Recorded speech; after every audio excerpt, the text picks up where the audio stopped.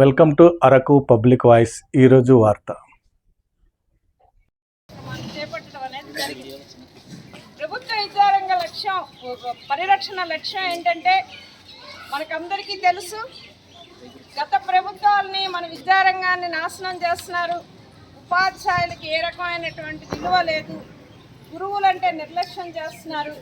విద్యారంగాన్ని మాకు అన్రెస్ట్ కల్పించేటటువంటి పని చేస్తున్నారని చెప్పి గత ప్రభుత్వం మీద మనం చాలా తీవ్రమైన విమర్శలు చేసే క్రమంలో ఈనాడు అధికారంలోకి వచ్చేటటువంటి కూటమి ప్రభుత్వం మేము అధికారంలోకి వస్తే విద్యారంగాన్ని బలోపేతం చేస్తాం, పరిరక్షిస్తాం, విద్యారంగంలో ఉండేటటువంటి సమస్యలన్నింటినీ కూడా పరిష్కారం చేస్తామని చెప్పడం అనేటటువంటి జరిగింది అధికారంలోకి రాగా. కానీ ఈరోజు మన పాఠశాలల పరిస్థితి చూస్తే, మన టీచర్ల పరిస్థితి చూస్తే, బోధనేతర పనులను ఒక్కొక్కటి మనం లెక్క పెడితే, యాపల భారాన్ని చూసినట్లయితే, ప్రభుత్వ విద్యారంగ సంస్కరణలను మనం ఒకసారి పరిశీలించినట్లయితే విద్యారంగం ఎంత సంక్షోభంలో పడబోతుందనేటటువంటిది అనుభవిస్తున్నాం. చూడటం కాదు, ఈరోజు అనుభవిస్తున్నాం. ఏ రకంగా అనుభవిస్తున్నాం అంటే, బహుశా మాకు తెలిసి నాకు 34 ఏళ్ల సర్వీస్ నేను ఉపాధ్యాయ వృత్తిలో చేశాను. ఆనాటి నుంచి ఈనాటి వరకు ఉద్యమాల్లో పనిచేస్తున్నా. మరి ఆంధ్రప్రదేశ్ చరిత్రలో పిల్లలకి పాఠాలు చెప్పుకోనియండి అని చెప్పి ఏనాడు కూడా అనలేదు టీచర్లు. కానీ ఈరోజు జూన్ నెల ప్రారంభం నుంచి పాఠశాలలు తెరిచినప్పటి నుంచి మనం గోల పెట్టేటటువంటి అంశం ఒకటే, మా పిల్లలకు మమ్మల్ని చదువులు చెప్పలేయండి అనేటటువంటి నినాదంతో ఈరోజు రాష్ట్ర ప్రభుత్వం దృష్టికి మనం రణభేరి సందర్భంగా తీసుకెళ్లడం అనేటటువంటి జరుగుతుంది. అంటే ఎంత విచిత్రకరమైనటువంటి పరిస్థితి ఏర్పడిందో అర్థమవుతుంది.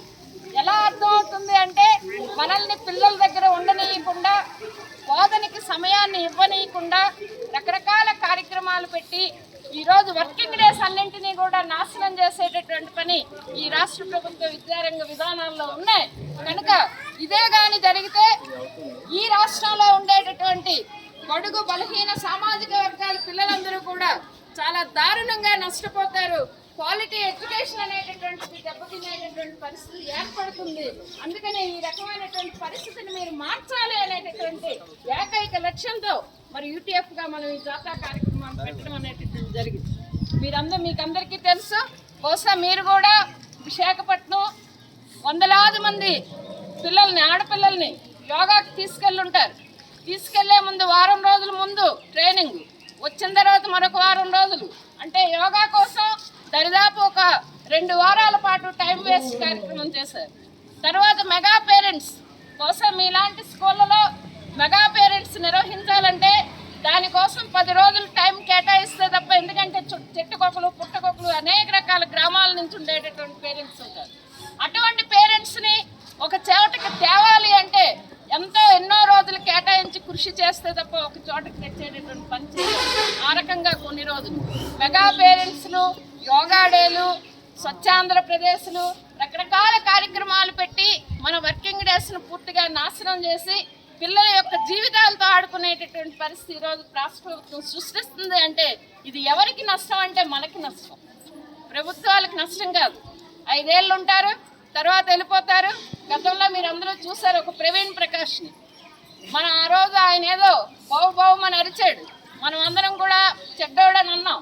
కానీ అలాంటి ప్రవీణ్ ప్రకాష్లు ఈరోజు కమిషనరేట్లో 10 మంది ఉన్నారు. వాళ్ళు అరడం లేదు, కింద నుంచి పని చేసుకొని వెళ్ళిపోతున్నారు. ఇది మన సమాజానికి నష్టం. ముఖ్యంగా ఉపాధ్యాయులు ఈ కర్తవ్యాన్ని మీదనేసుకొని రక్షించుకునేటటువంటి పని చేయకపోతే మన ఈ పాఠశాలలు కూడా భవిష్యత్తులో నిలబడేటటువంటి పరిస్థితి ఉండదు. కనుక ఆ రకంగా ఒక సామాజిక దృక్పథంతో సమాజం మారాలని, మంచి మార్పులు కావాలని, ఎడ్యుకేషను అందరికీ అందాలని, ప్రభుత్వ పాఠశాలలు బలోపేతం కావాలనే లక్ష్యంతోనే ఈరోజు ఈ రణభేరి జాతాన్ని తీసుకోవడం అనేటటువంటి జరిగింది.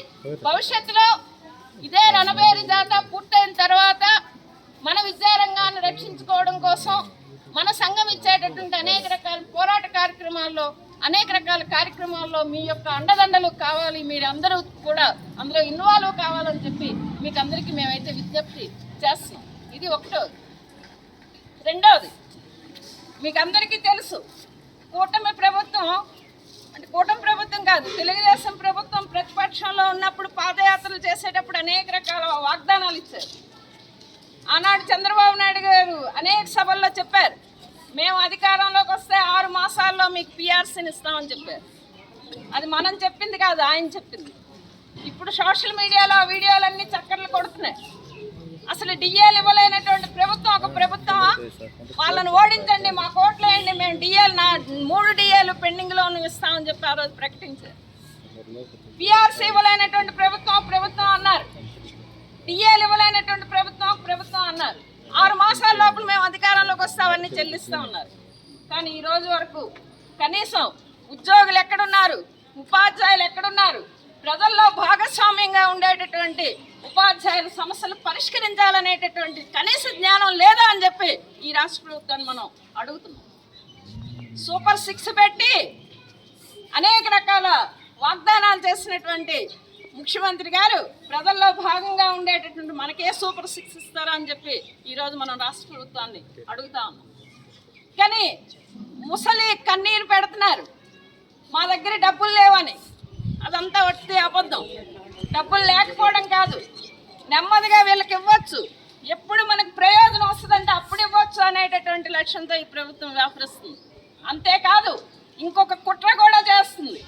ప్రపంచ బ్యాంకు దగ్గరికి వెళ్ళి అప్పు తెచ్చి వాళ్ళు పెట్టినటువంటి షరతులన్నింటికీ కూడా సంతకాలు పెట్టి వచ్చి మీ ఆంధ్రప్రదేశ్లో ఉండేటటువంటి ఉద్యోగులు ఉపాధ్యాయుల వేతనాల మీద మీరు 35% కత్తిరించండి అని చెప్పి చెప్తుంది.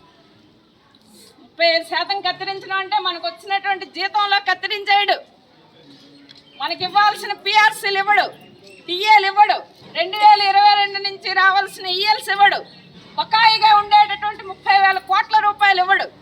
ఇది మనకు రావాల్సినటువంటి నిజ వేతనాలన్నింటినీ కత్తిరించేటటువంటి పని చేస్తూ ఉన్నాడు. మేము అదే అడుగుతున్నాం. మేము అడగడం కాదు, మీరే హామీ ఇచ్చారు ఆర్థికపరమైనటువంటి అంశాలు. ఈ సోషల్ మీడియాలో మీరు చూసుంటారు, ప్రపంచవ్యాప్తంగా అనేక దేశాల యొక్క వేతనాల మీద ఖర్చు అనేటటువంటిది సర్వే చేసేటప్పుడు ప్రత్యేకంగా ఆంధ్రప్రదేశ్లో భారతదేశంలో ఉండేటటువంటి ఉపాధ్యాయులు ఉద్యోగులు వాళ్ళకి వచ్చినటువంటి జీతంలో 49% ఈఎంఐలు కట్టడానికి అయిపోతుంది అని చెప్పి లెక్క చెప్పారు. మరి అదైనా మీకు కళ్ళు కనిపించాలి కదా, ఇవ్వాలి కదా, మీరు చెప్పే హామీ నెరవేర్చాలి కదా. ఈ రకంగా ఆర్థిక పరంగా మనల్ని ఇబ్బందులు పెట్టేటటువంటి పని చేస్తున్నారు. అందుకే ఈరోజు రణభేరిలో భాగంగా 3 అంశాలని చాలా స్పష్టంగా రేపు 25వ తేదీన విజయవాడలో జరగబోయేటటువంటి ఒక పెద్ద భారీ సదస్సులో ఈ రాష్ట్ర ప్రభుత్వానికి ఒక అల్టిమేటం ఇవ్వదలుచుకున్నాం. విద్యారంగాన్ని బాగు చేస్తారా లేదా అని చెప్పి అడగదలుచుకున్నాం. అసలు విద్య పేదలకు అందించేటటువంటి పనిలో మీరు ఉన్నారా లేదా అని చెప్పి అడగదలుచుకున్నాం.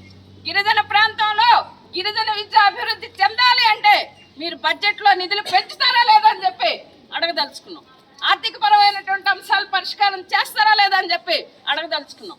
మీరు సిపిఎస్ విధానాన్ని రద్దు చేస్తామని ఒకప్పుడు చెప్పారు, కానీ ఈరోజు పెన్షన్ లేనటువంటి దిక్కుమాలిన పరిస్థితికి తీసుకొచ్చారు. కనుక సిపిఎస్ విధానం రద్దు చేస్తారా లేదని చెప్పి అడగదలుచుకున్నాం. కానీ ఫ్రెండ్స్ అందరికీ కూడా మేము ఆంధ్రప్రదేశ్ ఐక్యోపాధ్యాయ ఫెడరేషన్గా మ్యాక్సిమం చాలా పాఠశాలలకు వెళ్ళి మన వాళ్ళకి విషయాలు చెప్పి, ఈ విషయాలన్నీ కూడా అందరి దగ్గరికి మేము వెళ్ళి మాట్లాడకపోయినా ప్రత్యక్షంగా పరోక్షంగా మీరందరూ మన సర్కిల్స్కి ఈ విషయాలు చెప్పి